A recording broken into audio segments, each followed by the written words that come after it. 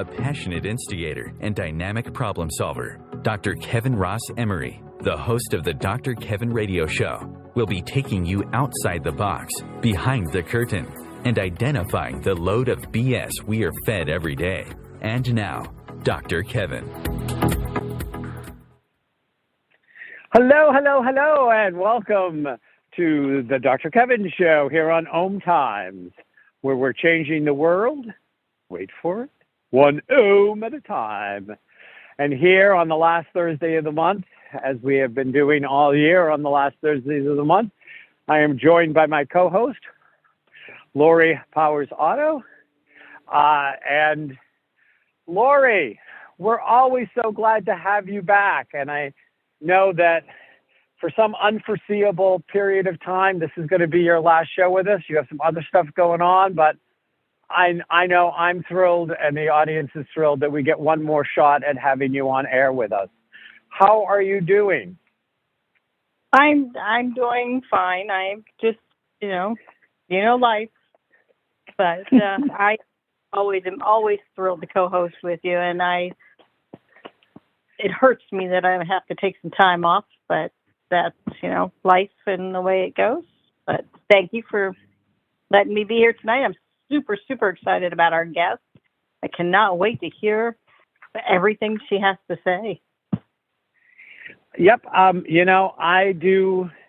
I am as well. And, just this week, I was having a conversation going on one of my social media lines about loving a child does not require a blood connection. Yeah. And, there was some really interesting conversations we were having, but, I think that our inability at times in this society to recognize that children are not at fault for anything, and yet so often get punished for everything by, the people in charge, intentionally, unintentionally, decisions that are made that hurt them down the road. And these poor kids are coming in, and it's just like, baby, I'm sorry, first of all, for this world we're handing you, but also that, somehow you get put into a category of greater or lesser than by all sorts of things you had no control over, from socioeconomical economic standards, to gender, to race. I mean, you name it.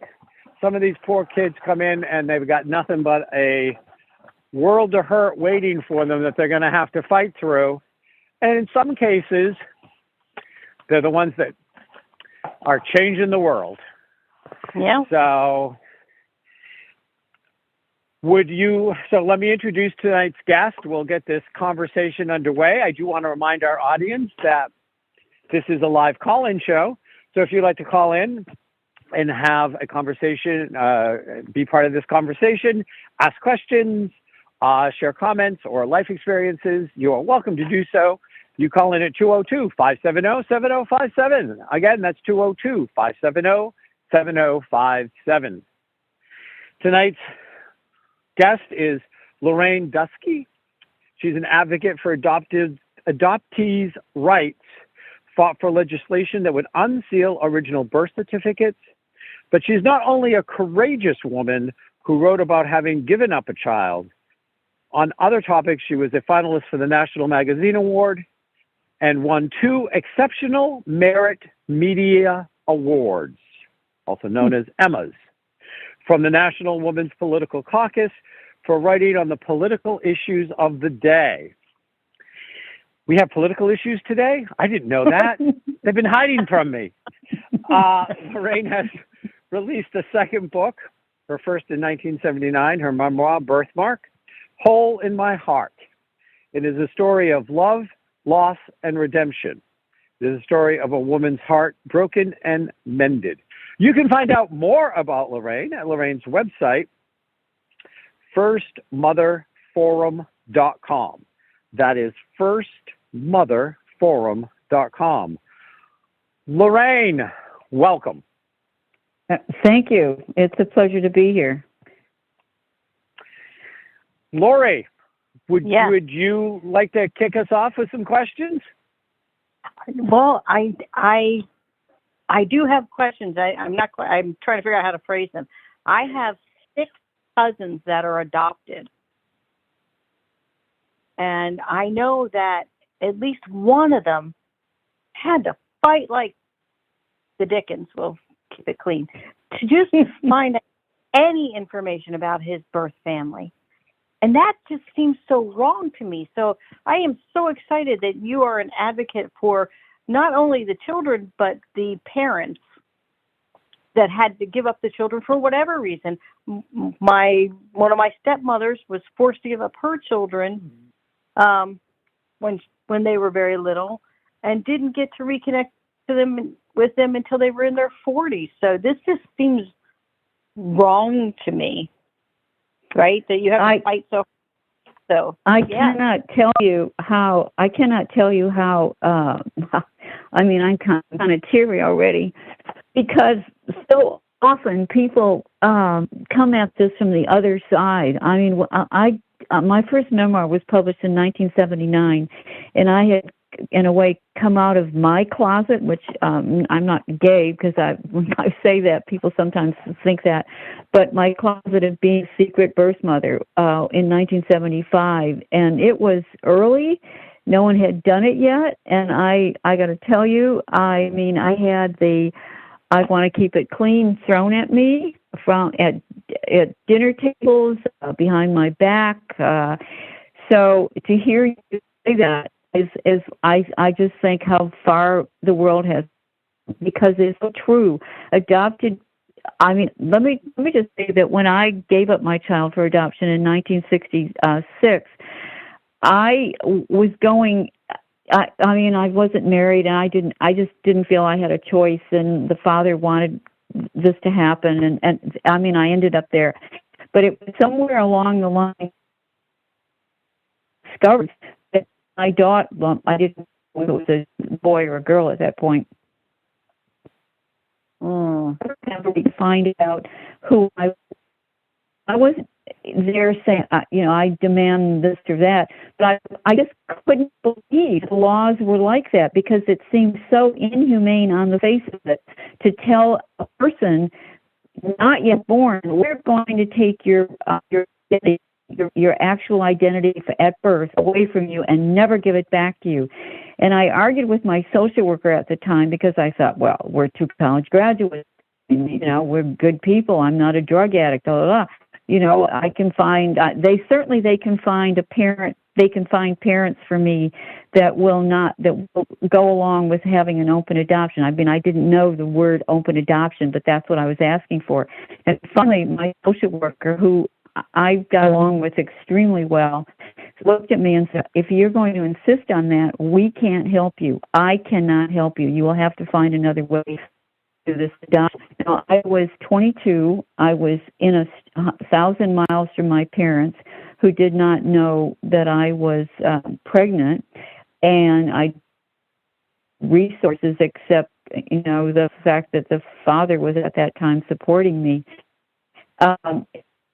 Didn't have a choice. I just had to go on with it. But the law that was in place was put in place in New York in 1936, which is the laws at that time, still before that, and up and through the 60s, some states had open records, and at that time, and Alabama had open, did not have still. They never took the adopted person, and but I had to go along. And when I read about a group of adoptees in the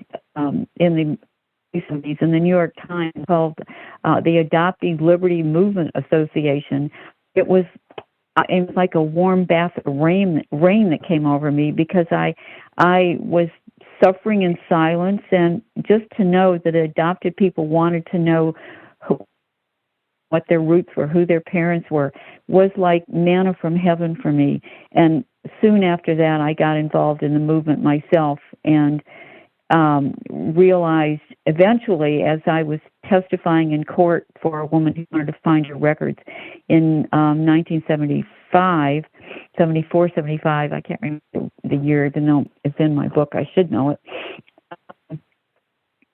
that I needed to testify not as a woman, as an anonymous mother, because who would believe me? You could hire an actor to do that, I guess, even if I swore. So at that point, I used my real name, and soon after that, knowing that the press could have covered this case but hadn't, I went home to Michigan and told my mother and my two brothers. My father was deceased by then. And soon after that, I wrote a piece about that case. It was in the New York Times called Yearning in March of 1975. And I guess that was that obviously changed my life. And after that, I really was very much involved in opening up the records for adopted people. Well, thank you, because that was incredibly brave. Well, and there are all sorts of closets we get to come out of, gay only being one of them. But, you know, it's not only is it from a connect to my ancestors, where did I come from, what is my family, can be so important in the foundation of a person's life. But now, more than ever, and I know it's different today, but this has always been true, knowing the medical history of your ancestors can be crucial if certain things show up. Well, I met an adoptee once who was lobbying with me when we were lobbying in New York, and she was saying that she was being put through all kinds of expensive and then tests. She didn't have her medical records.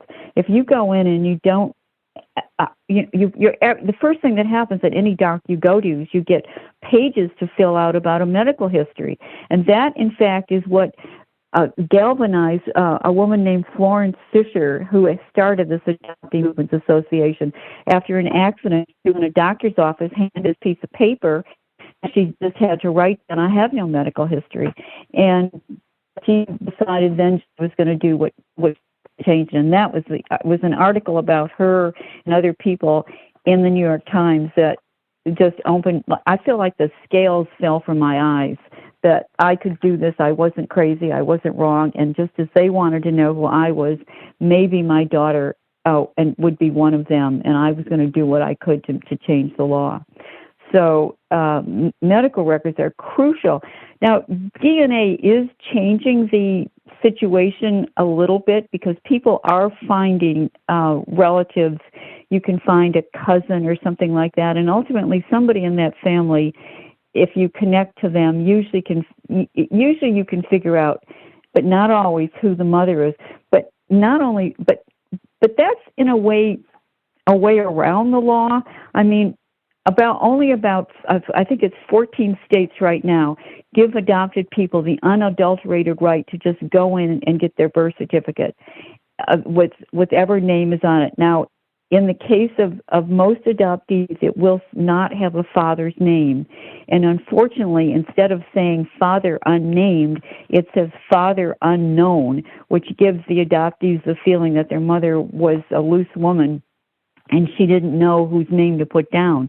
But that was a legal thing that is designed by some person, I'm going to say man, because it probably was, had thought about what would it actually mean to the adopted person coming back. I mean, it's until they began realizing that all states set up that way, and that it didn't mean that the mother didn't know who the father was. It just meant that that was the lingo that the state decided to use on the birth certificates. It's been a long, difficult fight, though, to open these records.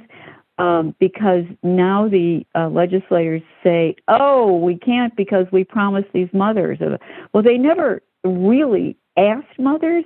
It was really done at the behest of agencies and adoptive parents, but one single woman who actually stole babies and tricked poor mothers into signing papers they didn't understand, and then was selling these babies to people like Joan Crawford. And in fact, we're pretty sure the governor of New York, Governor Lehman, had 2 of these children. And it was in her interest to have all the records sealed. So this would prevent the mothers from complaining, or there was nothing they could do if they could never find what happened to their child. So this movement took off across the country over the decades, and state after state sealed their records without really thinking, I think, without thinking what this would mean to the adopted person. Because on one level, it's like slavery. It's emotional slavery to just say you came by the stork and you have no history, you have no medical history. And none of that was thought through at the time. All I can say about it is bad social engineering at its very worst. And it's wrong. An adopted person can do everything else. They can get married, they can go to war, they get divorced, they can go to jail, they can commit crimes, they can get a driver's license. But they can't really get in all these other states an unamended copy of their original birth certificate. I have just gotten on my soapbox. It's okay. And one of the things I'd like to point out, and then I'm going to see what other questions Lori has, is, so I have adoption from 3 different perspectives in my life. Mm-hmm. I was involved with somebody for 2.5 years that was adopted, and saw what they went through, in their late 20s, and then my current husband, his sister was adopted out, but it was a private adoption. And everybody knew what everybody was. And when the time was right, he met what was his half-sister, and they became very close as teenagers because they decided all the kids were mature enough. And seeing the difference between what my sister-in-law and how she functions in and around her adoption, and hearing the story from her birth mother as to why she gave her up and why she needed to, and what, and how she chose these people. She knew them personally. She knew they'd been wanting a baby and couldn't have one. She would be able to watch from a distance, made such a huge emotional and mental difference to how she handled the concept of adoption, where my ex was tortured the whole time I knew him with that. Why did my mother not want me? Why did my parents not want me?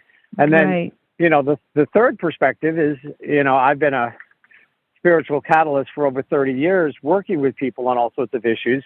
I've had several clients that had either have given up kids for adoption or who have been adopted. And the emotional and mental and even spiritual turmoil of not knowing, especially from the adoptee's point, not knowing the story. Right. It's so devastating. And the toxic old white men in the suits, they don't get it. Well, I think I've talked to a lot of legislators over the years, and I've been attacked quite by many. I did on the McNeil-Laird report on PBS about, I'd say 20 years ago at this point, and the lawyers there just were, like hyenas ready to, chew me up, the adoption lawyers, because their clients are not the birth mothers, their clients are not the adoptees usually. Their clients are the adoptive parents who are fearful of that relationship, which is so harmful to the adopted person, because I have talked to so many adoptees who say, well, I can't bring it up at home because I know it would kill my parents, or it would hurt their feelings. And they never mention it. The adoptive parents tell me, well, my daughter or son, they never mention it. Well, they never mention it because they're afraid to mention it. It should be treated as a fact of life in this family situation. And be open about it, and then it just kind of, it's a release of air of secrecy, and it would be healthier for everybody. So there's so much pain involved in adoption that goes unrecognized in the world.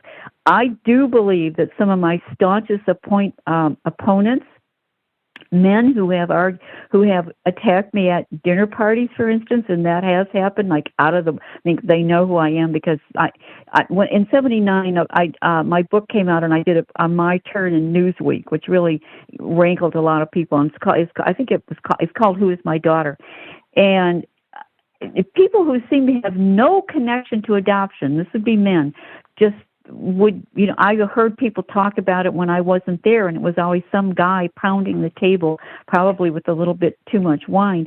And I came to feel in my gut that those men are probably fathers of children that they have never talked about to their families, and they are afraid of that child coming back, because there's no reason that a man would get so exercised about this unless it's personally affecting him. Women women take this differently, whether they're not they've had children or something. I don't mean some of them aren't opposed, but there's a sense of understanding what it means to have a child and give it up, and women are the ones who are most likely to search, but not always, as you know. But if you look at the adoptee groups, it's highly peopled by women, like more than 3/4 it's all women. I'd say 7/8 of the people who I know who have searched or are involved in trying to change the law are women. Now, are you saying, and I promise to let Lori ask a question, but I got to get this out. Are you saying, when you say 7/8, are they people looking for their parents or parents looking for their children? I would say there are many, many, many more children looking for their parents. I don't know. I have no figures. What that 7/8 was the number of adoptees will be at least 7/8 women compared to a very small number of men that I know about. I've never seen a statistic on this, but I've gone to a lot of adoptee groups. I just came back from what's called a meetup, like a weekend retreat. There were about 30 people there, and there were 4 guys, I think. Well, and I think that number will change. And I bet it has been changing. And the reason why is, I'm going back to my ex. This was back in the 80s, and the struggle he had with his adoption. But men oftentimes were trained that they shouldn't have emotions, that they shouldn't go into the emotions, that you don't want to know. And so they're almost made to feel like it's an unmasculine thing to do to chase who are your parents. Doesn't make anything. And I really think as we wean away from toxic male children, and it's not fast enough as far as I'm concerned, that you will see more male adopted children be like, hey, I get to have a right to know who my parents were. So I couldn't agree. I couldn't agree more. I also think that since there's been more about searching and the records are becoming open, it's easy. I mean, look, if you live in one of these states where the records are open, you just write away for your birth certificate. It doesn't come overnight. It may take a couple of weeks or even a couple of months, but you will get your birth certificate. Now, not every birth certificate has the truth on it.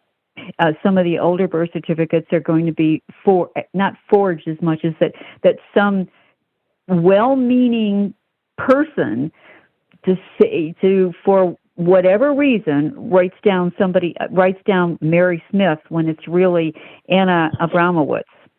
So that can happen, and that's where DNA and a lot of other things come in. But at least it's a start, and at least it treats the adopted person as equal to the rest of us who have always known where we came from. Right.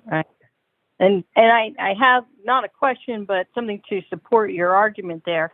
I did work with a girl who didn't know she was adopted, until in her early 20s she had an accident. And they needed to know her medical history, her family's medical history. That's when her parents finally told her she was adopted. It devastated her. One, they lied to her entire life. And two, It turned out she had some inherited medical issues from her birth parents that if she hadn't had the accident, God only knows when she would have, what would have happened.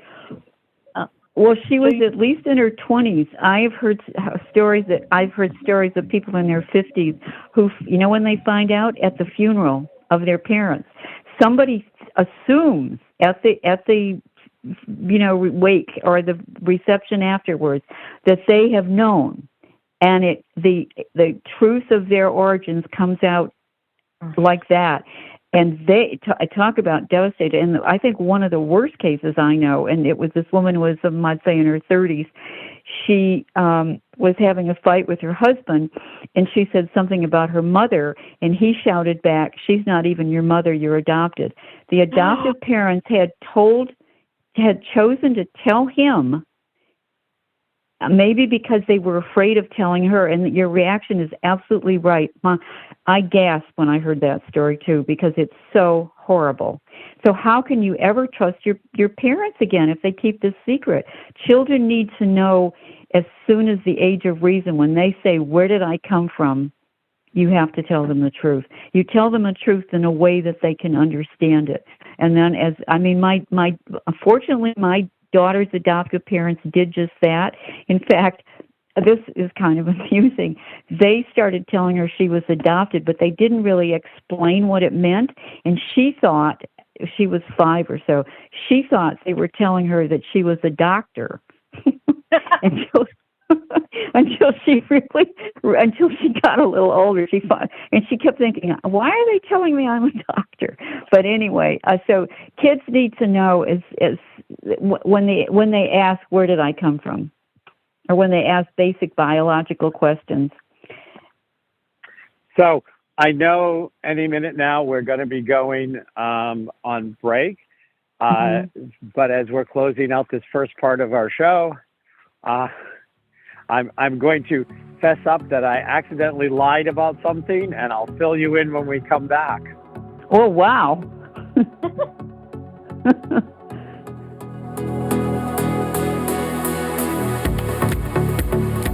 Conscious media for conscious minds. OMTimes. Host your show on IOM-FM, the radio network of OMTimes Media, one of the more recognized brand names in the conscious community, and is backed by the extensive marketing reach of OMTimes. Hosting a show on IOM-FM immediately connects you with our extensive dedicated community. Vox Novus, the new voice. Vox Novus, the new dimension. Vox Novus, thought and movement leaders who will share from their experience and offer tools to help us navigate our rapidly changing world. My name is Victor Furman. Join me every Thursday at 8 p.m. Eastern on OMTimes Radio for Vox Novus, the new voice. Ascending Hearts is no ordinary dating site, but a spiritual dating site with a purpose, to link you with your soulmate. We engineer the serendipity so you can trust that you will attune with someone that has the same matching vibration as you. Ascending Hearts, the conscious dating site for the spiritually aware. Try Ascending Hearts for free. AscendingHearts.com. If I could be you, and you could be me for just 1 hour. If you could find a way to get inside each other's mind. Walk a mile in my shoes. Walk a mile in my shoes. Walk a mile in my shoes. We've all felt left out, and for some, that feeling lasts more than a moment. We can change that. Learn how at belongingbeginswithus.org, brought to you by the Ad Council. Walk a mile in my shoes.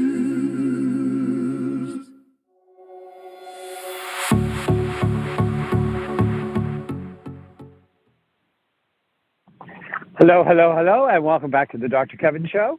Remember, we are a live call-in show, so you can call in with your questions at 202-570-7057. That's 202-570-7057. We are on tonight. Lori Powers Otto and I are on. I haven't done that for a long time. With Lorraine Dusky.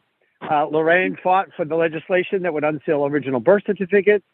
She has 2 books out, and her most recent book is Hole in My Heart, a story of love, loss, and redemption. The story of a woman's heart broken and mended. You can find out more about Lorraine at firstmotherforum.com. That's firstmotherforum.com. And as I was saying at break, I accidentally lied because I said I had 3 different perspectives on adoption, and you told your story.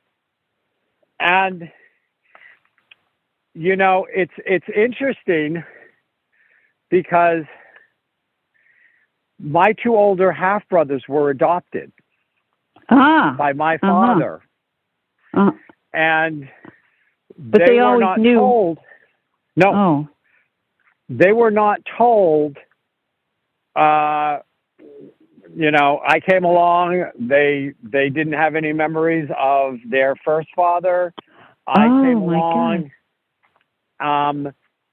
everything was going fine, and then my parents divorced, and my mother married this man who was insanely jealous of my father and blurted out at some point out of nowhere that I wasn't even their brother, that they were adopted and that they had a different father, and sprung it on them. And I think they were like 9 and 11. Oh, well, and that's better than 29. That is better than 29 and 31. Well, I it mean, was used as a weapon, though. So yeah.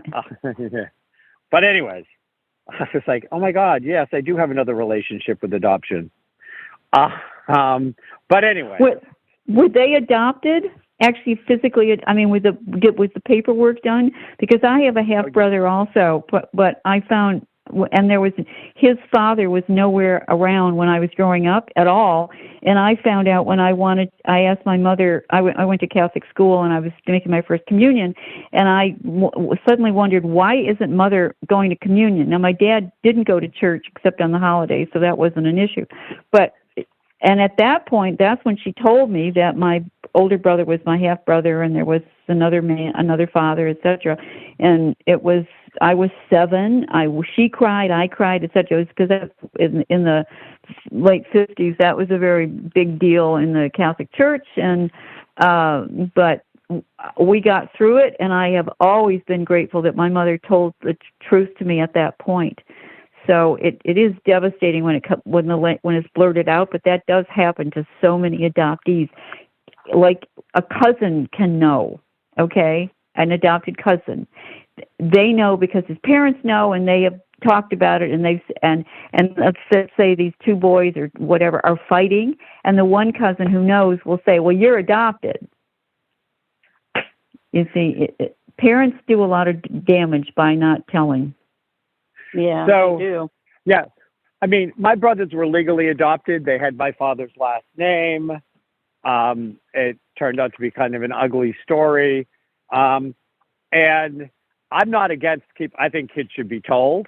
I absolutely think kids should be told. I don't think that was the right choice.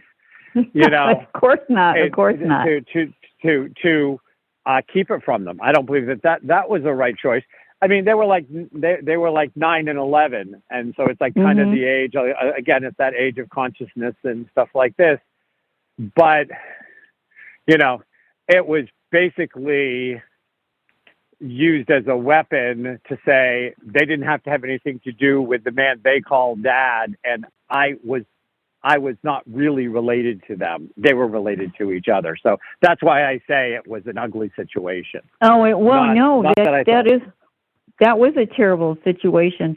But, you know, if they were legally adopted, even though their mother would, you know, they could find out who their father was because the mother was around. But their birth certificates were changed. Yep. And because both my brothers passed at a fairly young age due to accidents, and I actually have, and this is the other way kids find out, I actually have their original birth certificates that say oh my God. the name of the first man, because I inherited all the family paperwork. And that's the other way an adoptee can find out, is that, it's not even somebody mentions it at the funeral. It's they go through all the paperwork from their parents. And if you have parents like mine, they kept every last piece. Right. If it had not come out, I would have figured it out by having to go through the paperwork. Because I would have seen that they had a different last name and a different father listed than mine. So anyway, Lori, what other stories, questions? Okay. I have one more thing to say. Another time that it comes out is with family jewelry.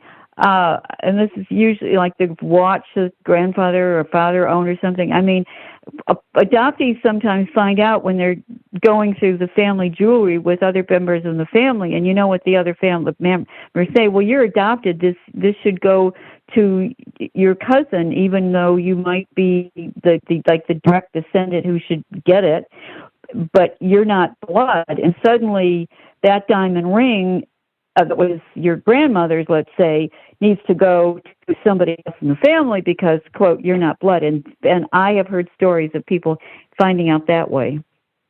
Oh, that's horrible. That is terrible. But I have to admit, Kevin, I also was mistaken. I actually have 7 cousins that were adopted. And one was like your brothers, right? My uncle adopted his wife's son from her previous marriage, and but they told him pretty young, because they tried to let him have a relationship with his father, and I don't know all the details, but it wasn't a good situation. So then my uncle just flat out adopted him, and everybody knows, not. Yeah, that's such a different situation from a closed secret adoption. Closed adoptions are becoming, quite the thing of the past. I mean, but open adoptions are often not as open as the mothers were promised. So open adoption rules and regulations are very hard to make sure that they're followed. Sometimes the birth mother will have to go to court. Does she have the money to hire a lawyer? And even then, the parents adopt and move across the country. I don't want to make all adoptive parents sound bad. I know some very loving, wonderful adoptive parents. I have friends who are adoptive parents. It's just that there are stories that make your hair curl. And I have very straight hair. The open adoption, it sounds like the panacea for the future, but it's not so wonderful, and it's still not that wonderful for the child. The problem with being adopted often is that no matter how much the parents don't want to, it takes a big heart to accept that the child that you are raising in many ways is not going to be like you. And that is often that's difficult to handle. It's one of the reasons adoptees are overrepresented in therapy and everything. Because one of the reasons is because what might be accepted as just erratic behavior, or dad got into trouble when he was 15 also, but it becomes if that person is adopted into a completely different kind of family, small things much bigger than they would be in a family where different kinds of behavior is accepted and tolerated and just part of the way that family is. Well, and, besides the cultural differences, and we are learning more and more every day. You see these stories of like twins that were split up at birth and didn't even know they had a twin, and they meet 20 years later, and they have the same favorite color, and they have the same favorite food, and they have the same, like, you would have thought they'd been raised as twins, and they didn't even know they were a twin. And, yes, I mean, there was that movie, yeah.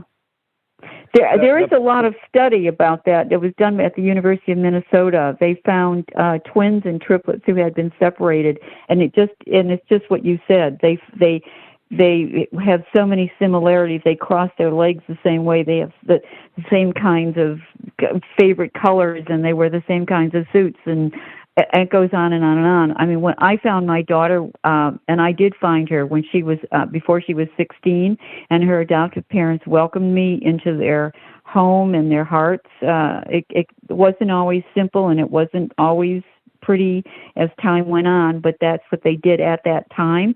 And you would never have guessed, if you met me and my daughter, that I had not raised her.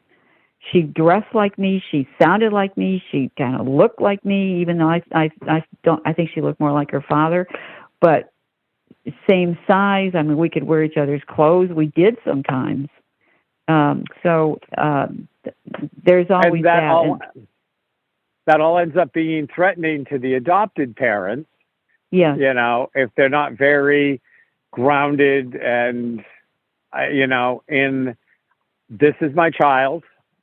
And if you have a parent that's having any kind of struggle with, I love this child, but it's not quite mine, it's mine, but it's not quite mine, then the birth parent shows up and is, same mannerisms and stuff like that. It brings all of that insecurity up. Again, I've dealt with several clients on both sides of the spectrum and dealing with these issues of finding kids and relationships and all of this stuff. So, yeah. Well, but I have a question to say, for you, Lorraine. Okay. Well, before we run out of time, I mean, we still have some time, but your most recent book is Hole in My Heart, and I want to make sure you get a chance. We make sure we put a little time aside to hear a little bit about this most recent book of yours. I don't know if it has to do with adoption or not, but I don't want the show to end and you go, I never even mentioned my new book that's out at all. Well, Hole in My Heart is definitely the hole in my heart this whole adoption situation left. And the subtitle is Love and Loss and the Fault Lines of Adoption. And it's a memoir that is not only my story. I was a, young reporter, and I landed the dream job at 22. I was the only woman cityside on the Rochester, New York morning newspaper, the Democrat and Chronicle, with about 20 guys. I wasn't in the women's department, and that's where I met the father of my child. And so while I have this dream job that would have not come along easily in 1964, I got pregnant in 1965 and gave her up in 1966. And was in hiding for a while and slowly came out. And so the book is the story of who I was and the changes in journalism and in the world and why I gave her up for adoption and how I changed, how I came out of the closet in my way, how I found her. We had a relationship for 26 years. But because I have this journalism background, it is also full of facts, research, data. It has a rather large bibliography. It has about 150 footnotes. It has an index. So it's my story, but it's my story told against the background of changes in the world, this period that it covers from this sort of starts in the 50s, basically, when I argued with my dad about whether or not I could go to college, and ends up basically today. And the penultimate chapter is the chapter that talks about when the law finally changed in New York, because we had a very, very long fight in New York and nobody gave up and we just kept going back and back. And then finally the head of the assembly in New York, the government changed and the people in charge changed and the law passed, and it passed kind of overwhelmingly. But other states had had passed, as Oregon, had plebiscite, and people voted to change the law, 15 years before this happened in New York. So it's a story of kind of a lot of people, not just me, because I'm just one person who this happened to out of thousands of people who are involved, millions of people. It's estimated there are between 5 to 7 million adoptees in the United States. So everybody who's adopted has brothers, has family, has a birth mother, has a birth father, has adoptive parents. So it really is, a book that I hope will continue to work to change the law and to bring comfort to the adoptees who are afraid to search, and to help birth mothers come out of the closet. There you go. That's my pitch. I have no idea what the law is in New Hampshire because I've never needed to know. So that's interesting. I know that it's open. It's open. Okay. Yeah. Good on us. Yeah. Good on us. Yeah. Yeah. Because I was going to say, I know that my ex was adopted in New York, and I believe was born in New York, and he was born in 1962. Mm-hmm. So when we were dealing with his frustrations, and he thought he might want to know who his birth parents were, Mm-hmm. New York would have still been closed because that's where all his records would have been. Oddly enough, if he was born in any of the boroughs of New York City, he would have had a chance, if he knew about this, to go to the New York Public Library with his amended birth certificate and sat and looked through all the births in that year, I guess it is, and matched the numbers. I mean, I know people who did this, and when you match the numbers, you could see what was on the original birth certificate. But that was only for New York City. But anyway, your ex, if he knows about this, he can just now write for his birth certificate in New York. Yeah. We contact every dog's age. I mean, we're fine with each other, but we don't have any regular communication. I know that his was in Long Island, so. Oh, well, I live on Long Island. That's where I live. That's where he was born, and that's where his parents adopted him. And so I just a side note, because when you talked about New York and going that, I was like, that would have been exactly when he was doing that, and he was studying to become a psychiatrist. And I really think the fact he was adopted was one of the pushes why he was studying psychiatry, to understand why people did what they did, which included, why did my mother give me up? Why did my birth mother give me up? So, right. I could be wrong. Lori, you're up. I know a lot. Oh. Just let me say this. I know a lot of people who go into therapy and of one sort of another who are adopted, and I think their own questions that lead them to that chapter of their lives. I mean that to pick a career. Definitely. It's funny because I'm listening and I'm thinking about 2 times in my life where adoption was brought up. One I vividly remember, and one, of course, I have no recollection of. When I had my daughter, my doctor pushed me very hard to give her up for adoption. Oh, no. Even if I was married, and I did not. Luckily, my mother was also completely against it. And I'm so grateful that I got to watch my daughter grow up and become the amazing, incredible woman she is.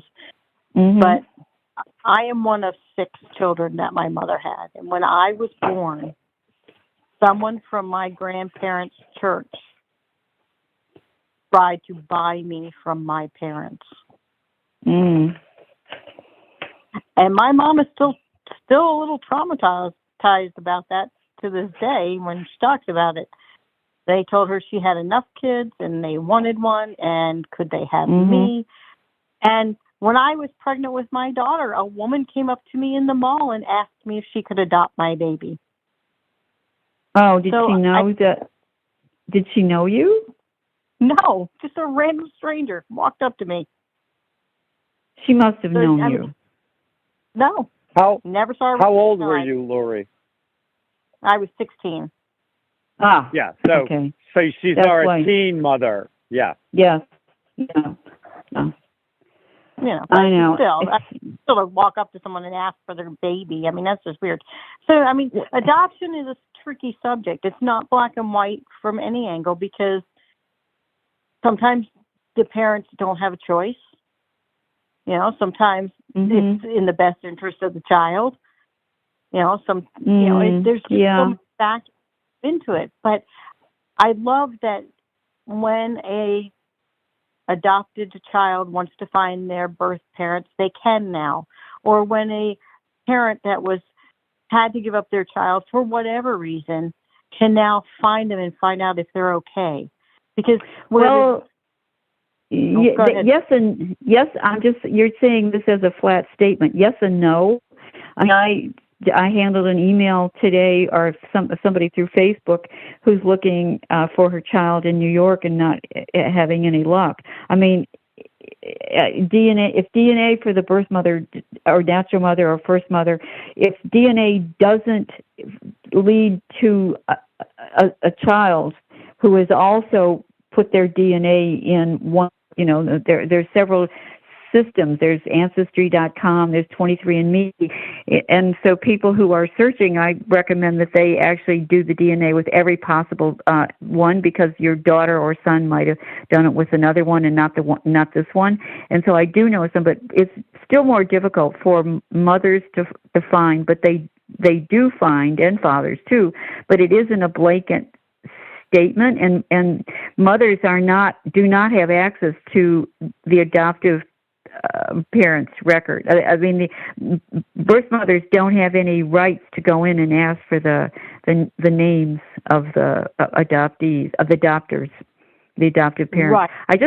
I just want to say one thing, because I don't want adoptive parents to think, oh, you know, this is like against them. I also want to say that in New Hampshire, the state you mentioned before, it was an adoptive father who was a very big deal in the legislature, who pushed through about 10, 12 years ago the open records law in New Hampshire, and it's a very good law. But it was an adoptive father who was the person who was the push behind it in that state. Okay. Well, good for him. Good for him. Yeah. The open records doesn't work both ways. I didn't understand that. So the person who gave up the child for adoption doesn't have the access to the records to say where the child went. Exactly. They do not in any state. Now, sometimes. Do you think that's something that needs to be changed? Well, I think it will never change, so that would be a pipe dream. I mean, yes. I mean, there should never have been closed adoption, and so it should be open for those who want to find, because adoptees often are afraid to search because my mother didn't want me once. I mean, they don't know the situation, but that what they feel is abandonment and rejection, and so they might want to search, but they're afraid to search. And so they just put it out of their minds. But I think that would never look. It's hard enough to open the records up for adoptees. I would get nowhere if I was trying to open up the records for birth parents.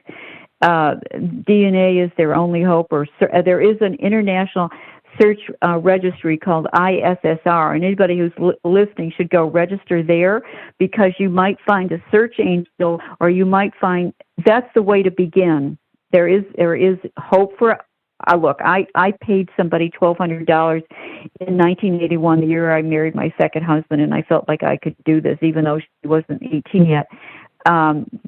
It was killing me, and I knew I wasn't going to go in there and grab her or anything, but maybe she needed me. Maybe she was shunted from boarding school to summer camp because the parents had enough money and they had divorced, and the new mother didn't want her. I mean, there's a lot of scenarios that you don't know about. But trying to open up the records for birth parents, I think, it would be a losing issue. But that is why that is why open adoption is the way that the country has gone. And it's in some agencies don't even want to handle any closed adoption, but it's often parents sometimes have difficulty dealing with it. And I'm using the word parents there. Sometimes the natural parents, the natural mother can't deal with it after a while. It's too painful. And sometimes the adoptive parents don't want the natural mother in coming onto the scene in any way, and they don't send pictures like they're supposed to, or they move away, or they change their name, or they get on and on and on. So both sides have trouble. Adoption continues to be complicated and painful and many-sided. It's not always terrible.